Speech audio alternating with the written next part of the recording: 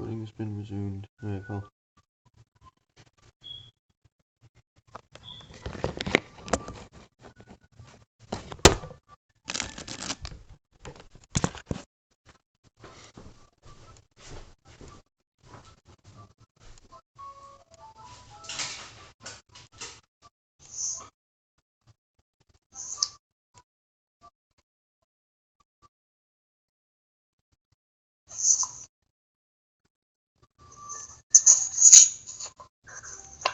Okay.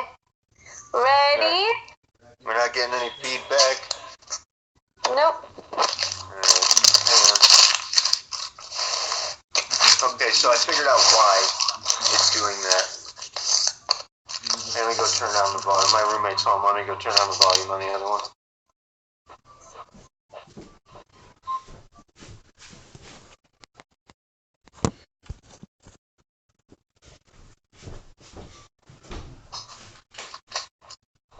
Alright, so the reason that it's doing that is because it's recording what's on that screen. It's not recording what's on the microphone. It's only recording what's on the screen. So our voice here is coming through because it's running Hangouts. But when Got I you. headphone, there's no microphone. Got you. One thing we need to discuss before we get into this is the thumbnail for the videos.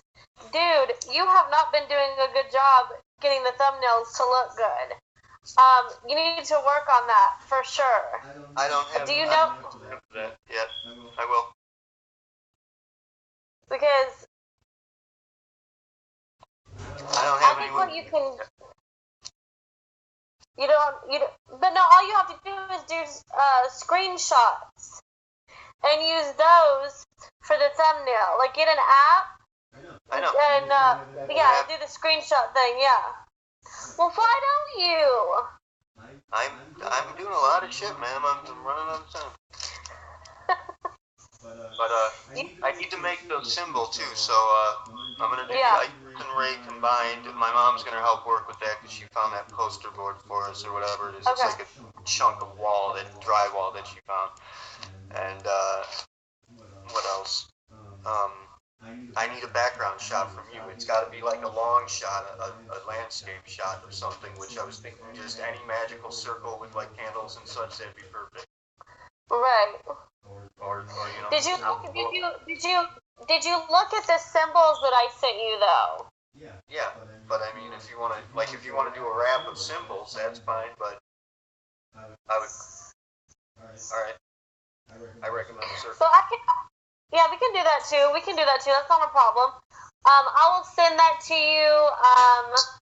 Probably for sure no later than Tuesday, but at worst case Wednesday. All right. Well, I can. You'll have it by Wednesday at the latest. Alright, well I can pop something on there temporarily because I want to, after we finish this one, we have the full 2, so I want to launch the channel. Right. Okay, that's good.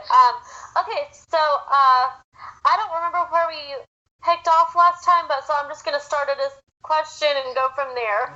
Well, first, what we left off with was we were going to talk about how I got to hear from my training and how the initiative started. And that was basically all we needed to cover was how the initiative started and how I got here. But let me introduce us first. Yeah. Me, of course, I'm Donovan Neal, the host of Soul Mechanics and still director of the initiative so far. Amanda Lovely is our beautiful host for Outcast Revolution. She'll be taking it from here. Amanda Lee, if you know her, Mandy Lee. Go ahead. Hello, Donovan, and hi, everyone else watching. I hope you're all having a good day, and sorry for the late upload, but we're still getting things together, and this is going to be part 2 of Donovan's interview. 1 second.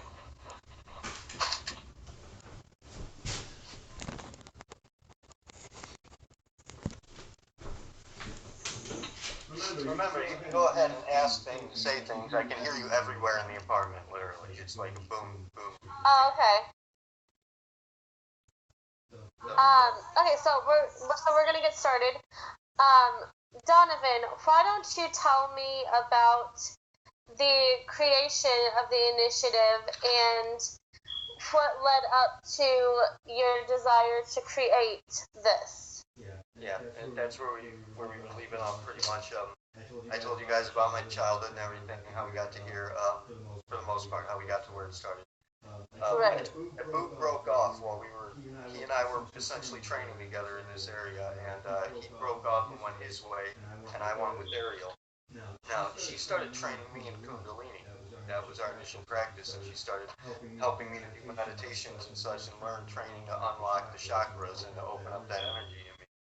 And meanwhile, Boob, I had instructed him to go and start building a library, essentially. We were gathering up all the knowledge we could, and ultimately what we had the idea for what we called the Garden program, which was just going to be like a big training ground to gather people and to teach everybody, because the actual prophecy of the Celestine Prophecy book was that this information would reach so many people, it would become a critical mass, and it would change the whole world. So we wanted to help that happen by giving people all the information we could in this regard. And so Boog, when he started gathering people and building a library, meanwhile I did this Kundalini training, but Ariel had warned me that she wanted me to take it the slow way and to take the long route, the natural route, and unlock it naturally. And I did not listen to her because I'm an asshole, and I jumped ahead and I used alchemy and drugs and such and substances and whatever shortcuts I could to boost it, and I actually triggered it prematurely and unlocked it.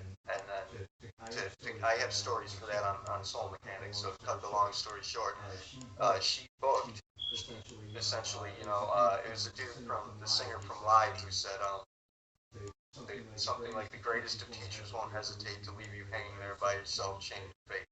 And that's what I always think of when I think of her. She saw that I had done that, she knew what I was in for, and she couldn't help me, so she left and she went on her pilgrimage, which I was speaking to the initiative being my pilgrimage. At the end of a spotters training, we have like a kind of a stepping stones in the training, as it were. We have the training with a mentor, a spotter. Right. The spotter will leave you to train by yourself, to have essentially, once you've learned to communicate with the living world, then the world will train you and you no longer need a mentor. It will guide you to other mentors, and you'll go, wherever synchronicity leads you. And then when you feel you're ready, after you've trained somebody else and passed on whatever you have to give, at least to one person, then you go on what we call a pilgrimage. And her pilgrimage, essentially, she started off going to New Mexico and looking for something. I have no idea what, but she went to New Mexico, never saw her again. I have no idea where she is. Nobody's heard from her since then. But she's out there somewhere. I got a lead on her about a year ago that hit a dead end. But anyways, for 10 years after that, at least about 12 years actually, it started with health complications and just from chakra to chakra. What I originally felt when I did this practice, the meditation, was I felt like an orgasm in my spine, it lit up my spine like a lightsaber, and it came up into my head, and when it hit the brain, it unlocked a whole new world to me. It was like it's indescribable what it did, how crazy and transcendental a sort of experience it was. And many people will know about this, and I have other videos talking about it, so I don't want to get into it here, but then it came back down, and it started hitting everything. It began with this noise that I hear coming off of things everywhere. It started giving me panic attacks. Then I started having health complications where organs would fail, like my lung collapsed for no reason. My digestive tract got blocked up. There were cysts and just all kinds of, my pancreas got inflamed, which the inflamed pancreas was actually resulting from the alcoholism. I got hurt so bad from the initial lung collapsing and the nerve damage from the surgery, that I started drinking a lot to kill the pain, and that it was a cascade of problems for 12 years that my body just went ape shit from chakra to chakra to chakra, and leading back up, and eventually, what happened is I became like the experimental guinea pig, that we started experimenting with this in Right. Kundalini. We started experimenting with how to control it, how to maintain it, what it requires, basically studying it and seeing what it can do ultimately. We started pressing my blood pressure, how fast I can get my heart beating, how high I can get my blood pressure, how much like a boost of strength or speed that Right. can, what enhancements I'm capable of driving, which it just kept getting more and more and more. It keeps getting bigger and bigger and stronger. But Well, let me ask you something. Something that I feel like is important to put into what you were just talking about is how you kind of overrode her guidance into rushing into where you are now. Do you feel like you suffered any consequence for rushing like that? Number one. And number two, do you regret it? Because do you think that you could have learned more by taking the slow route, that you could have understood or learned more that you might have overlooked or something? Do you have any regrets, I guess I should say? It could be not, maybe you regret missing something, or maybe you regret missing her, or just any regrets in general by rushing all that. yeah, well, I do miss her. But as clumps of friends tend to do, it's likely we would have all broken up eventually anyway. I mean, only my ex-wife Boob and I are really the only remaining members of the initial team that we built. We had a few working with us. My first student, Crystal, was our first operator for a while, but something personal happened with her that we had to part ways. Um, so we've replaced it. The role of the operator has been replaced again and again and again. Keith, Right. but Little Washue's actually starting to take over in that field. In any case, yeah, I Can you? regrets. I would say it's more resentments. I I don't regret where I'm at. I'm happy to have achieved what I have. I don't know how long this long route of hers would have taken, so I mean it could have been this long anyways. I would have been through a lot less damaging instances, my life would have been easier. But Right. then it's the difficulties that made me as strong as I am, as capable as I am. So Do you, if you could go back in time, and I still would like you to answer the first question, but if you could go back in time and talk to your younger self, and would you tell your younger self to take it slower and to listen to her more rather than being so stubborn to try to speed through things, I should say? I didn't. So no. I have a question for you in response. Do you think that you can go back and talk to your younger self?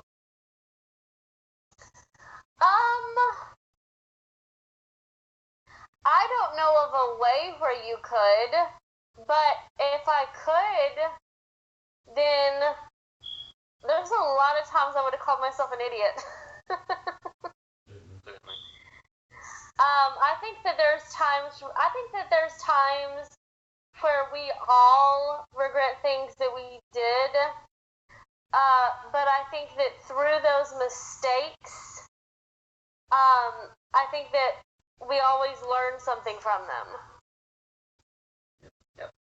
Certainly, if someone said, "Hey, there was a machine created, so you could go back in time and fix some of the things that you fucked up on," I absolutely would, at least some of them, try to undo them if possible. But there's no such machine that's been created yet, so sadly, we are unable to.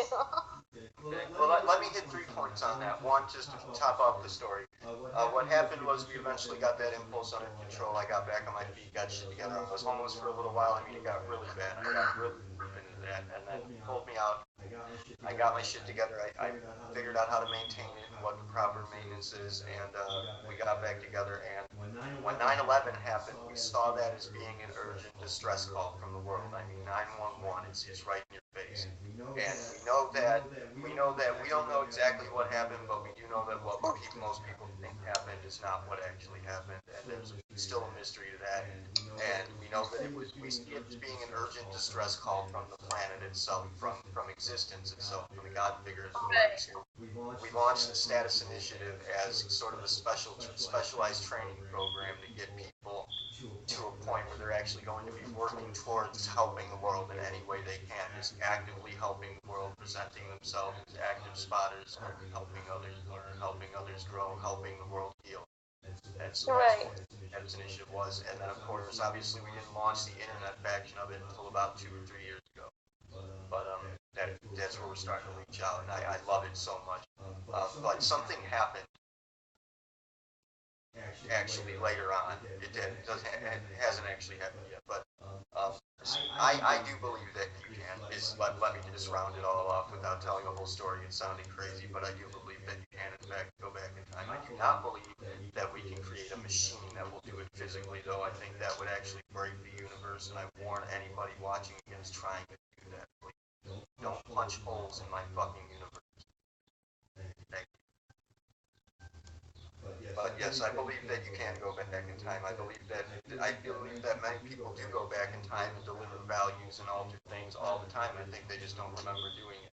I think that there's a way you can actually pull that memory with you and recall having done it. But I do think people do that all the time. The question is, if you change the world from the past, what happened to the original? That's the question. Right. That's a good question, though. Okay, my next question is, what do you feel is your biggest goal that you would like to accomplish while you're still on Earth presently? Like, in other words, before you pass away and go into your next life and blah, blah, blah, what is the one thing that you would like everyone to remember you for? Like, your one big achievement. I don't know. Well, think on it. That's why I'm asking you. Think on it. I really want to be successful with the fictional stories that I write. I'd really like people to remember me for being an author. That's the biggest talent that I have. That's my highest proficiency and what I love the most is writing and capable of that. But of course, I'd like to be known as the person who launched the initiative. I'd like for the initiative to make a big difference, and it already has. And for anybody watching that's involved with the initiative, you guys have done a hell of a job. We've made big differences. I know you don't see it, but it's happening. And also, I thought that it would be beneficial as well to kind of not be so hard-hitting with these next few questions. And I think that you'll agree, I would like for everyone to try to get to know us individually, like, our interests, hobbies, what we like, things like that. Would you like to discuss a little bit of that as well? Sure. Okay. Tell me and tell the viewers what some of your hobbies and interests and things like that are. Ooh, that's a good one. I like to build things. I collect things like an idiot. I mean, I'm not going to show you my room, but if you saw it, holy shit, it's just there's things piled everywhere. I have hundreds of books. I have little knickknacks, pieces of things. I just collect stuff and I build things, and I collect old clothing, and I make costumes out of it. Usually I try to make female costumes because the female body is like much cooler. The male body seems boring to me, but I don't really have a model for them, so that becomes difficult to do. But I do that from time to time. I put together scraps of old clothing and make costumes. I like to build things. I just construct things. It's like when I was a kid, I used to build models for my toys. I would play with all the toys, and I made this story in my head of that it was all the characters from all the different universes gathered into one planet, that they were kind of locked on a prison planet.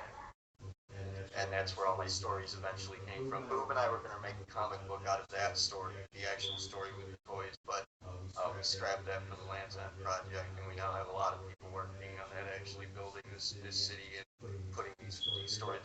There are other authors involved who are writing connected stories as well. But I have my stories now published on DeviantArt if anybody wants to check them out. Yeah, definitely. I invite everyone, go check out his work and show him some love and support.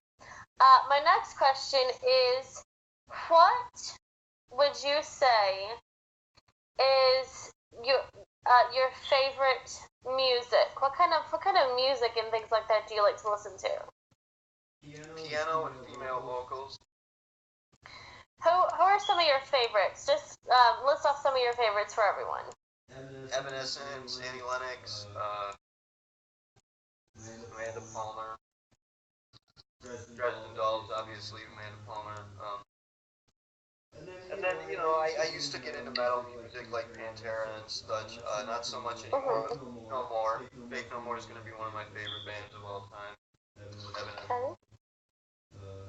Live, the band Live is my favorite band. They have the best message. Okay.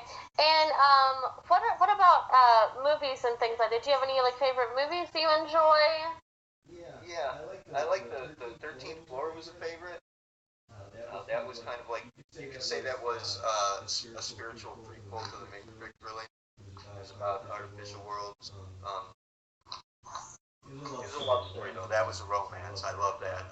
Obviously, The Matrix is going to be a favorite just because of its premise and it's cliche, but it's the first one, at least. And I like the first one, just Final Battle. And then all the superhero movies I love, but I like romances. The Notebook was a favorite. That one really touched me. And what would you say if you could list off one song that really touched your soul, the greatest song that really touched your soul? What song would that be? Probably The Real Thing. By Faith No More. Okay. Now this is an interesting question I'd like to ask you. Your Star. By Evanescence. Your Star. Okay, that's a good one.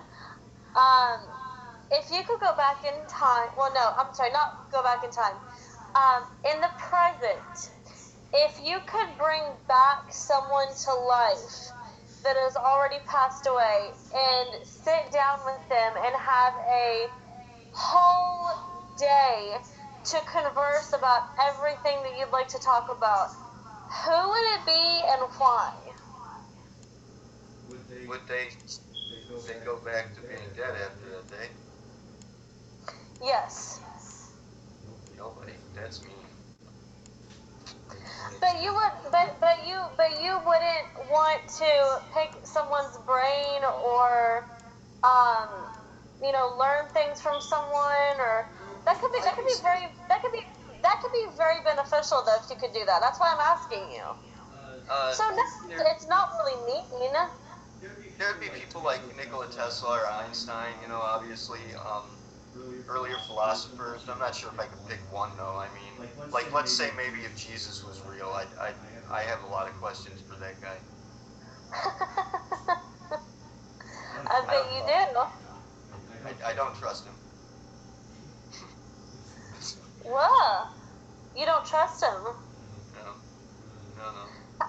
How come you don't trust him?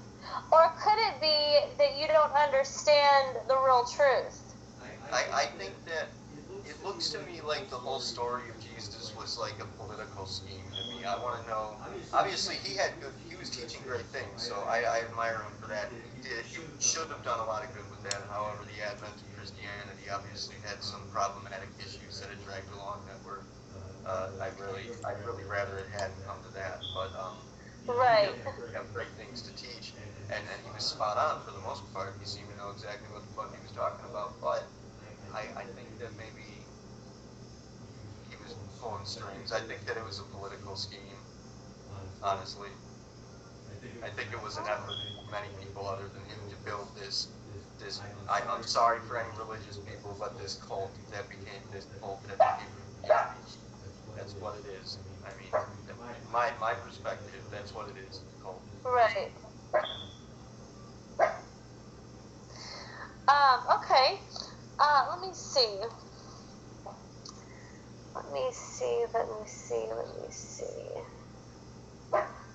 Okay.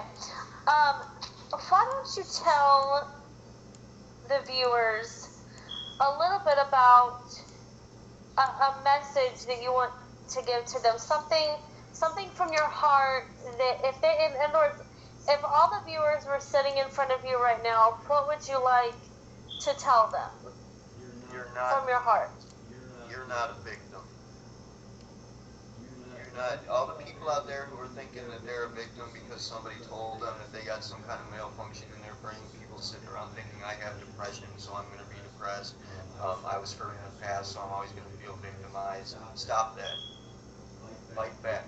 There's a part of you that wants to be realized, and all of this victimization complex that we have nowadays that's being force-fed to you, and everybody's behaving as though they're being oppressed by something.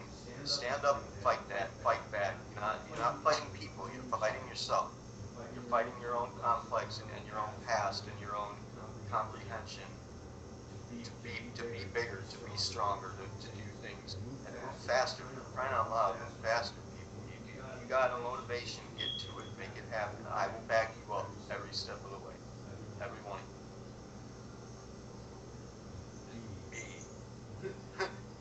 Stand up and fight back. Fight that negative aspect. Every step of the way. If the world ever pushes you around and puts you down and says you need to accomplish something else in order to get here, or you need to be something else in order to be who you are, fight back. That's the message. You are here. You are here now. You are who you are, and by decision. Be responsible. That's a very, very, very good point. Is there anything else that you would like to say to the viewers,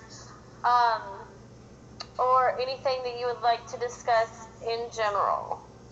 Well, honestly, I'd really like to say on a personal note that we're really hoping to do some great stuff here, and Mandy's got big plans in mind. I'd really like to back her up on that. So anybody that is watching, if you want to get involved, get involved.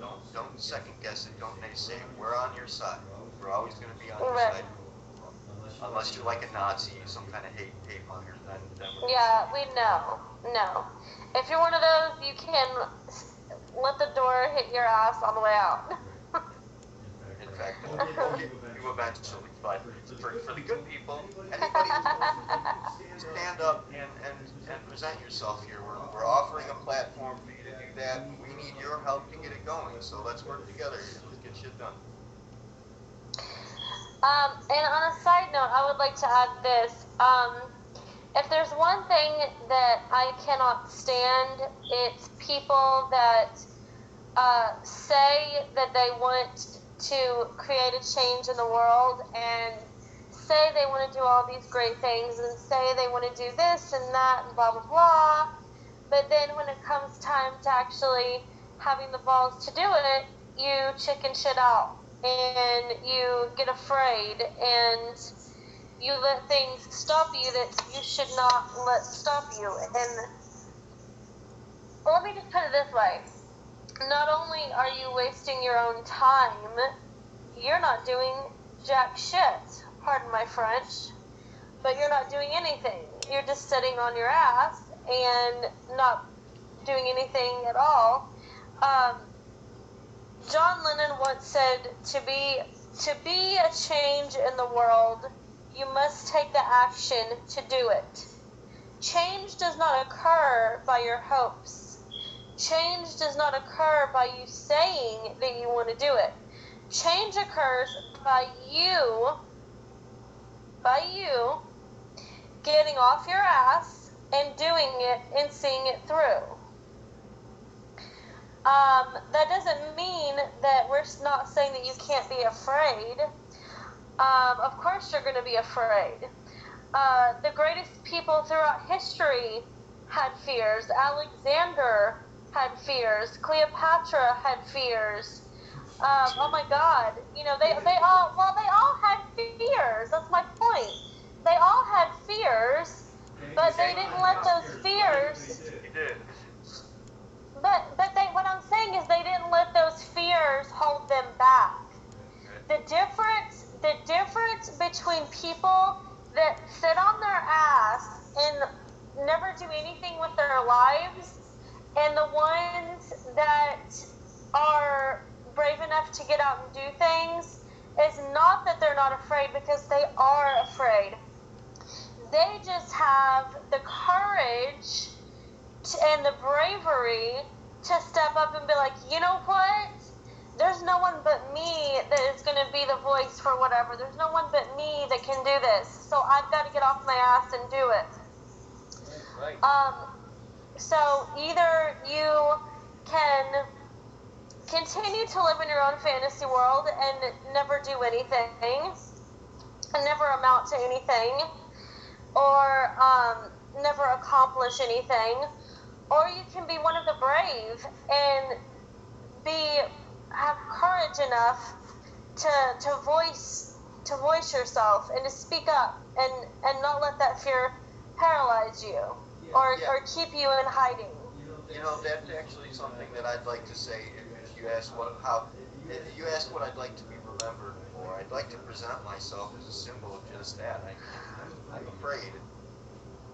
I'm afraid all the time of everything. I worry about every one of you guys. I'm afraid I might fuck up and make a mistake, and Lord knows I do.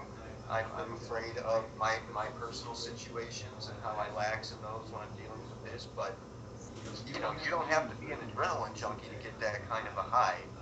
That's essentially what this impulse, this kundalini is. It's a boost in your adrenals, it's a boost in your dopamine, a boost in your structures, that you gain energy from dealing with other people. This is something that's taught in the Celestine prophecy, that by engaging synchronicities, by getting up and moving, by creating energy, you get energy back. And the internet is the most beautiful tool for that, because I can hit hundreds and hundreds of people at a time with one post, and I get that energy back, and I feel it. And so, yeah, I'm afraid all the time, but I get up and I move and I do things, I say things, I speak my mind, I try to engage people, I'd like to get something with that. Get up and go. Do things. Get things done. Make shit happen. You can do it. That's simple. How I want to represent is that even if you're afraid, that's the best thing, because if you conquer that fear, you're gonna get a high off. And it's a natural thing that doesn't hurt you. So. And I'd like to also add that no one since the beginning of time has ever accomplished anything great that was not afraid. We're all afraid. I am afraid. I have so much at stake I could lose for what I'm trying to do. My relationship with my family, my relationship with my friends that I grew up with, my community, I already know will turn against me. But I don't care, because the outcome for what I'm trying to do and for the effect it will have is far too great to let something as irrelevant as all those other things matter to me. Like, I mean, it still matters. So matters is a bad choice of words. It still matters, but I'm not going to let it hold me back, and I'm not going to let it, be like, oh, I can't do this because blah, blah, blah. No. Too many people and too much of the future is at stake for what I am trying to do and the change that I'm trying to bring about, to let something like that stop me. Take a chance, take a risk, gamble. You can win. You do win all the time, and trust me, there are potential consequences we could have had happening already that are so much worse than anything that's happening now. If you want to believe, you can go ahead and trust me. I believe this. I can't prove it. It's a belief that I have, but I believe that there are alterations to things that would have happened. I believe that we could have faced so many consequences by now and going into the future that are so awful, but we've made such changes by doing such relatively small things, and it adds up, and you add up. You're important, every one of you. You can step up and you can be that butterfly that creates a hurricane on the other side of the world. Just add some, step up and put your energy in and see what happens. Exactly. And on a final note, because we discussed a lot of the other questions in part one, but on a final note, is there anything else you would like to say, for anyone, period? Love you. Love you guys.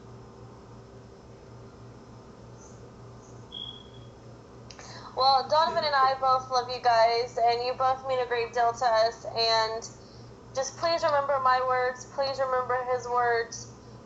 Stop letting fear control your life, because you're never going to amount to anything if you keep letting fear decide your fate, if you keep letting fear control you. So stop that. Stop. There's too much good you can do. There's too much change you can make to simply let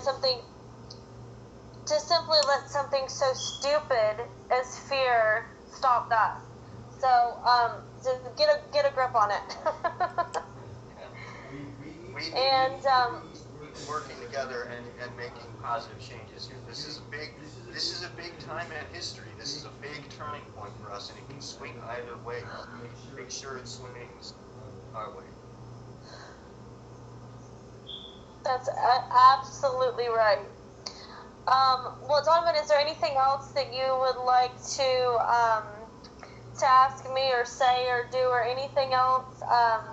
Because, like I said, we covered a majority of the questions in part 1. So is there anything else that you'd like to... No, just for you, be patient. This is gonna work out. He keeps telling me that, but he doesn't understand, and because he can't communicate with the other side, I would have him communicate with my grandmother, because my grandmother would be the first to tell him that is an argument that has been tried on every single woman in our family line, that every male that has come in contact with us has tried to make, but it's always failed. From my grandmother to my great-grandmother to all the way back.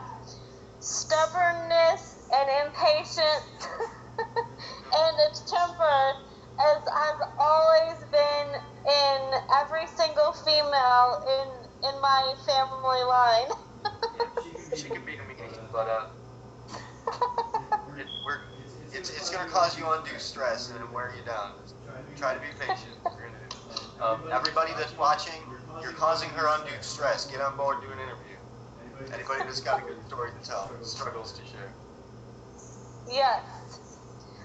We love you all, and we will be in touch soon. Until then, we love you. Yep. That concludes our introductory videos for Outcast Revolution. Hopefully we'll be doing an interview with a dear friend of ours. I'm not going to name her because she hasn't signed on contractually yet, but we do have a few interviews lined up, potentially, hopefully, that will be very fun for you guys. Until then, thank you for watching. Bye!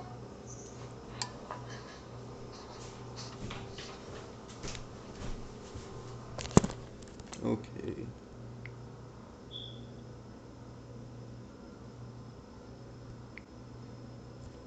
Is this still recording?